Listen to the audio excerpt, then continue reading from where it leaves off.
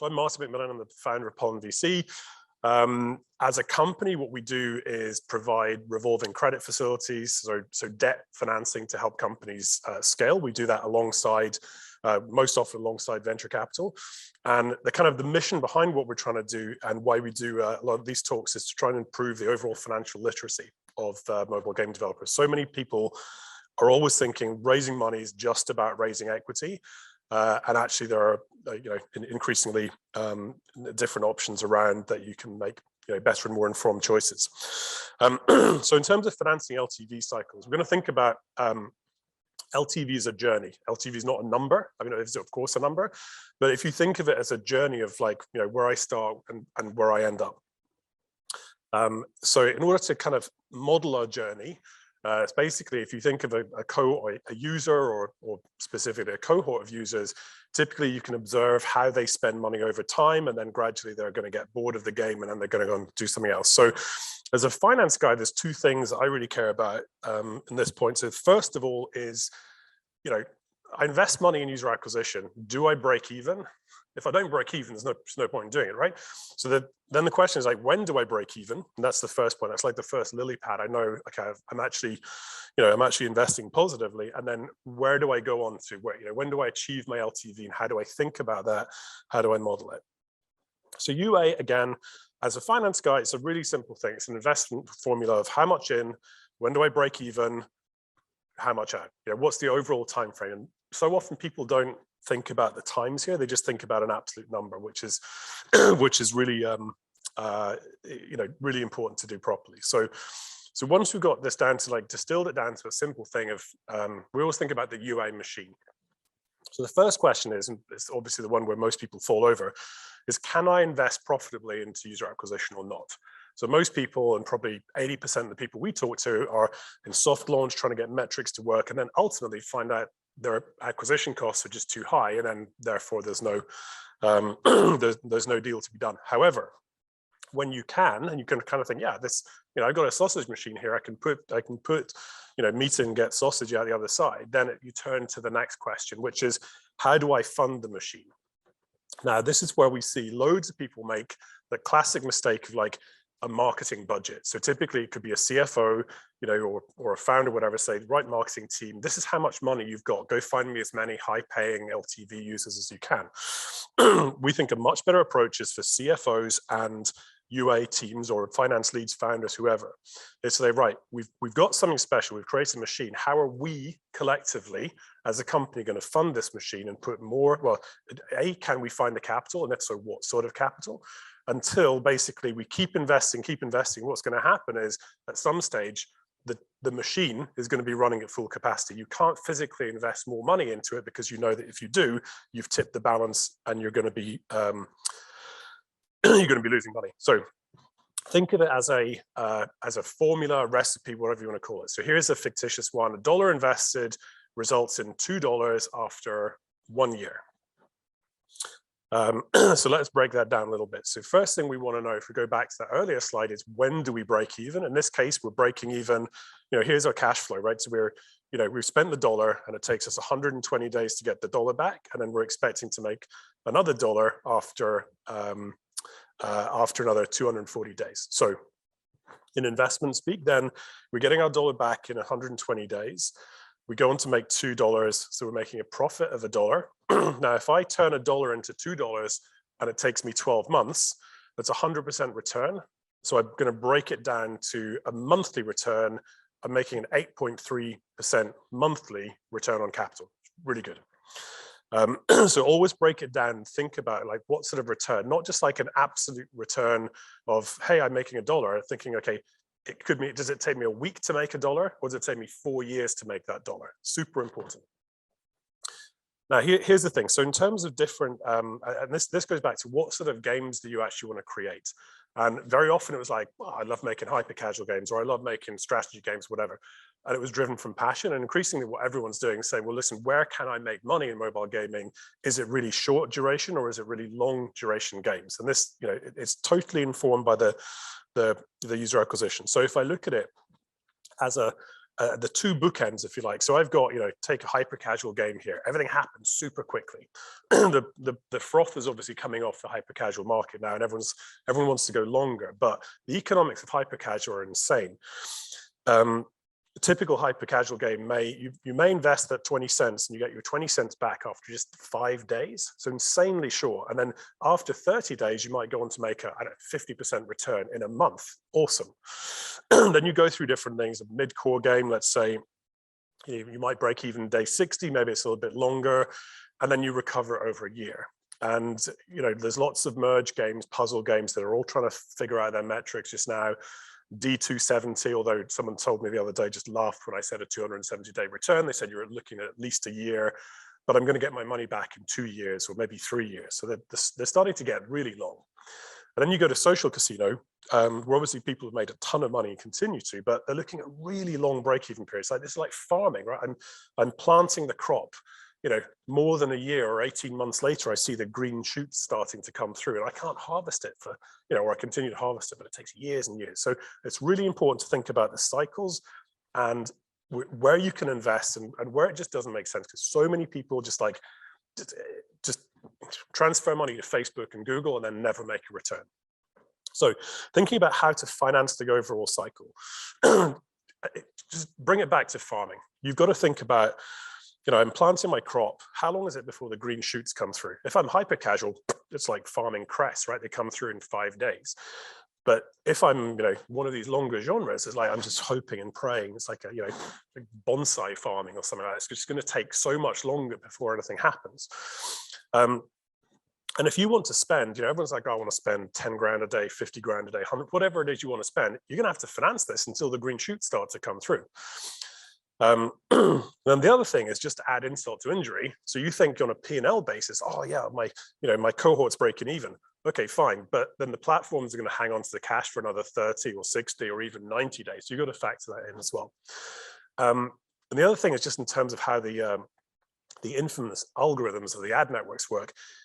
You can't just turn it on and turn it off and turn it on. You have to spend sustainably if you want these cohorts and anything predictable to come through. So you've got to figure out not just some kind of knee jerk, I'm going to spend all my money and I'm going to wait, I'm going to come back. They don't like that. It's going to get very expensive. So they like not slow, but they like sustainable spending. And that gives you sustainable numbers in which you can actually model. So if you think about your cohort journey, so here's another one, just to kind of bring it to life, because I had so many of these conversations recently. Everyone's like, everyone recognizes now the value of debt financing. They say, well, I want to raise all this debt to fund my user acquisition. Is that possible? So let's go back to our fictitious 270-day break-even period, puzzly mergy game. So I'm going to break even hopefully on whatever my investment is. I'm going to receive my money back after 9 months, and I'm going to make an 80% return, say after 2 years. So I only start after 9 months. The first cohort that I'm investing on the 1st of January isn't going to break even until the 1st of September or whatever it may be.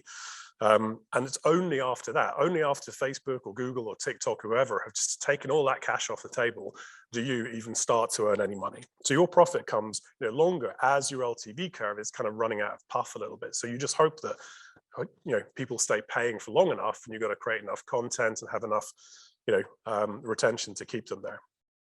And the other thing that's never really been talked about is actually really, I was thinking about this on the plane out. I don't want to get super technical, right? But convexity of the LTV, it sounds like, what does that all mean? All it means is basically how quickly do you start, if you have people that start to like pay really quickly and you get 50% in the first 7 days or 14 days, and then it flattens off. That's a totally different profile to something that's like going to go on a linear basis where I just get 10% of my return every month for 10 months, right? No one talks or thinks about convexity, but it's really important to kind of to factor in. Let's say we want to, we think we've got great metrics. We want to go spend. We're pitching the VCs and they're saying, oh, I need, whatever, however many millions to do it. What's going to happen in your bank account is if you want to do a sustained spend over a period of time, you're going to need a shitload of money to do it. If you want to scale your hyper casual game, you need to spend $1 million in a month or whatever, and you're not going to see this money back for ages. But for these longer games, let's say I want to spend, we'll come on to the example, but that's not me. Here we go. Right, so what's going to happen at a bank? It's got a mind of its own all of a sudden. I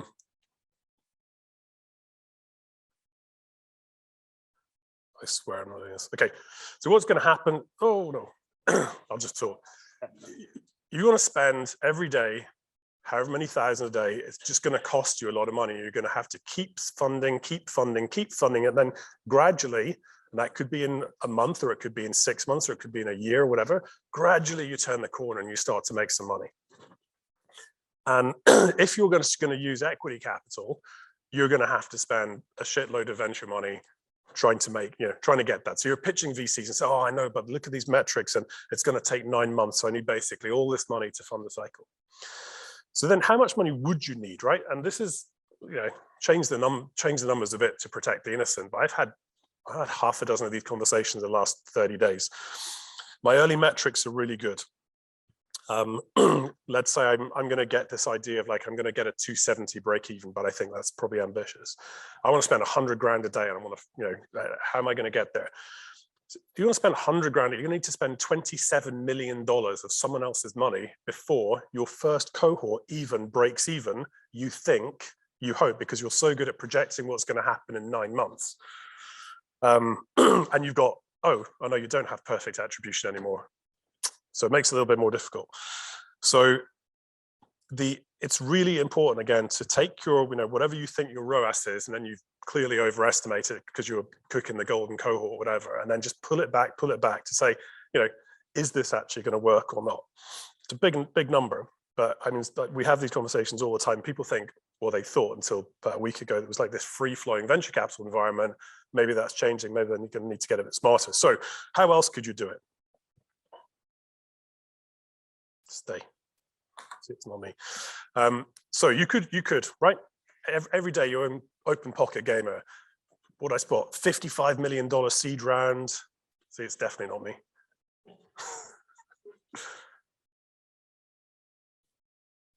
Oh, come on. Right.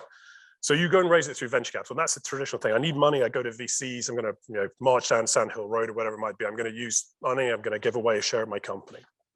It's been very traditional, and that's absolutely a case. And of course, you need to raise VC money because you need to build the game, you need to hire people, you need to do grow your team, all that fun stuff.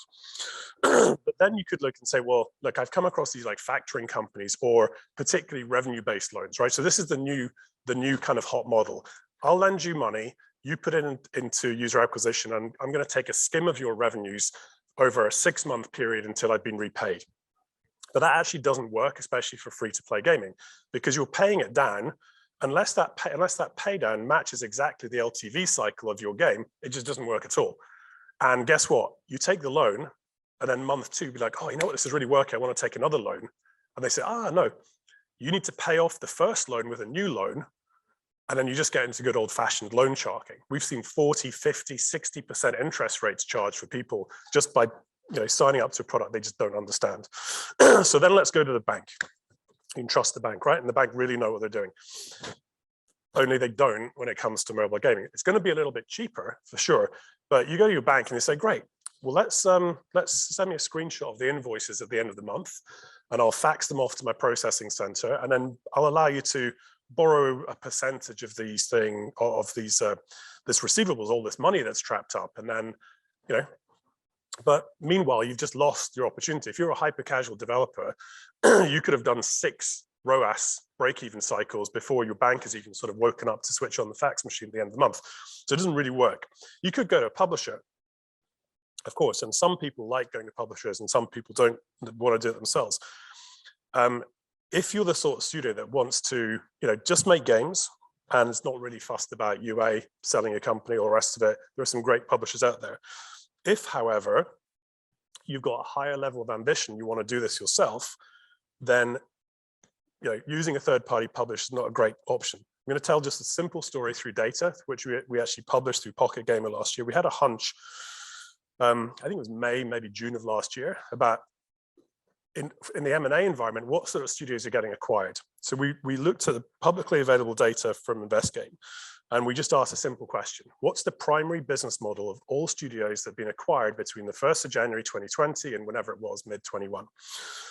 83% were self-published studios.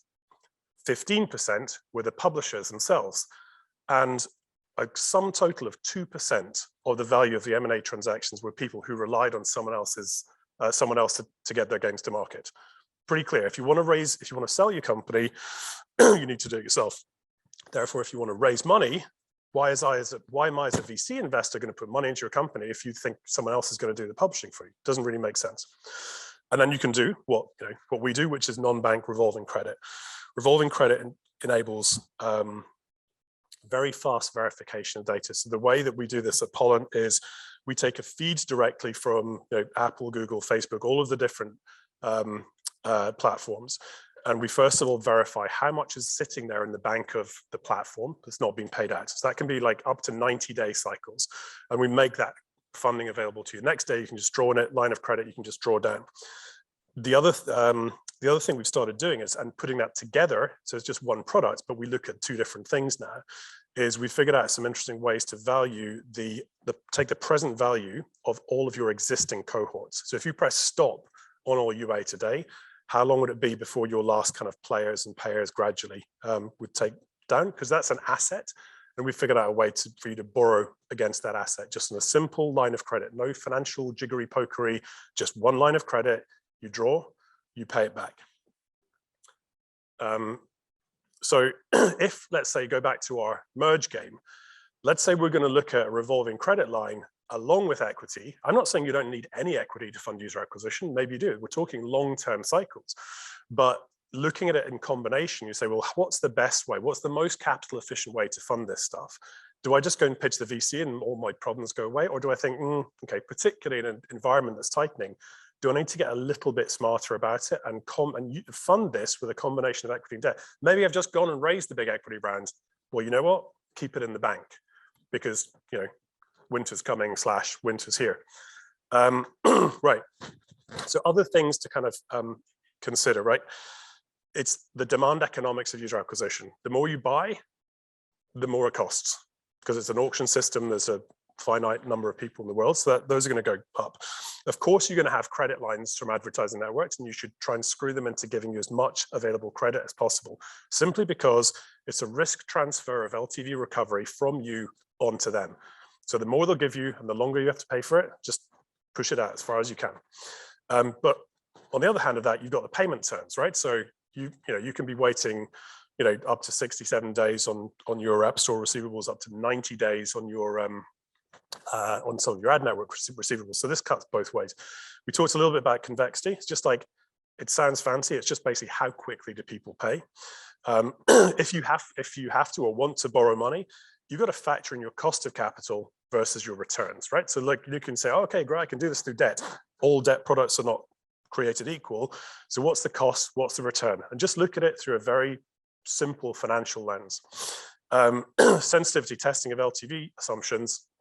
We all know this one. We all know the golden cohort project where the ball's going to land and then do all of our financial projections against it. You've got to pull it back in because most likely that's not going to happen. And then lastly, risk appetite. And this comes back to what sort of games do you want to build? What are your own personal time horizons? Do you want to wait a year and see if this thing's going to break even? Or do you prefer shorter genre games? And we've seen this huge move in the last 6 to 12 months away from hyper. Everyone's like, oh, I'm done with hyper casual. I want to do, these longer term games. Fine, you're creating a lot more value. There's lots more M&A value, but it takes a hell of a long time to actually get there. So I think the key thing is around just considering all the timing aspects of it, and to try and look through the LTV cycle as inform what sort of games you want to build, how long things are going to take, how much things are going to cost, and then figure out how you're going to finance them in a way that kind of makes sense to you. Key takeaway: the longer the LTV of the game, or the longer the ROAS period, the more it's going to cost you. And then lastly, when you're talking about, oh, am I going to do this? Am I going to take equity or debt or whatever? It's a really simple equation, right? We have the concept of the capital stack. The well is open for drinking. You want to put more money into UA. How are you going to fund it? Well, your CFO, finance lead, founders, whatever, sit down with a growth team and say, right, what's the cheapest source of capital? Let's use the cheapest, and then let's go through different sources of capital that are available to us until it doesn't make sense anymore. You get a credit line from the ad network, use it first, keep it topped up. If you've got a bunch of free cash flow that's sitting in Silicon Valley Bank earning you 20 basis points a year, use that next, provided it's not going to go too close. You used to see people do the credit card and try and play the interest-free period. Why not? It's transfer of risk from you into them. Then you look at your secured, like the lines of credit, the kind of thing that we do, which is basically linked to the receivables and residuals. And then below that, you see this tier of revenue-based loans. That's like, I'm going to give you money, you're going to invest it, and I'm going to take a share. We've seen like cohort lending and a few other kind of fancy things in there. It gets more expensive the further down the stack. And then right at the bottom, if this opportunity is just so red hot and you're prepared to dilute yourself and give away a chunk of your company, why not? But do it in a really measured way. It's in a waterfall way, just thinking of this concept of the stack until it doesn't make sense. And when you get however far down the stack you get, if the UA equation doesn't work anymore, switch it off. Stop doing it. Your machine's at full capacity. It's time to stop. It's also time for me to stop in 50 seconds. Last thing I want to point you to is on our, so we, as I said, we spend a lot of time about thinking about capital efficiency, modeling of metrics, figuring out whether the stuff makes sense or not. So we created a whole suite of tools to model all sorts of different financial scenarios on the website, pollen.vc. It's up there under calculators, and I encourage you to have a look at that. Hopefully that's a helpful resource. I just got an extra bonus minute on here. I don't know if anyone's got any quick questions, or I'm going to be around all of today and most of tomorrow. We can always continue. I'm not sure where the bonus minute came from, but that's all good. It's all good. I'm never going to stop you talking about it. Well, I have to, unfortunately, but sadly. But I mean, in reality is that, I mean, I think this model that you've been talking about for a long time is something that's actually we're very fond of it. We've only been able to become publishers because of that kind of model. One of the things I think is really interesting is how do you get people to get the data they need so they can know what that curve looks like for their game? Do you have any kind of suggestions on that? Well, look, I mean, in order to figure out the curve, you have to have retention data. There's lots of places you can get that, and you have to know how much it's going to cost you, and you have to know how much people are paying. But if you've got retention, up, down, acquisition costs, you can have a pretty good guess at building the curve. And I mean, I think this is getting that analysis is really kind of key. So we do a whole bunch of stuff around even NPS testing, so user testing, to get what would someone recommend to a friend. So we combine that kind of data with CPI, with day 1, day 3, day 7, day 40. And anything you can do to bring down that effective acquisition cost through organic and extra virality, super good. Yeah, exactly. And blended, I think for me, ROAS is a blended thing. It's not just about paid; it's about organic. And when we can use influencers like the guys we had previously, even better. It's just a whole mix, right? Exactly. Martin, thank you very much. Fantastic stuff.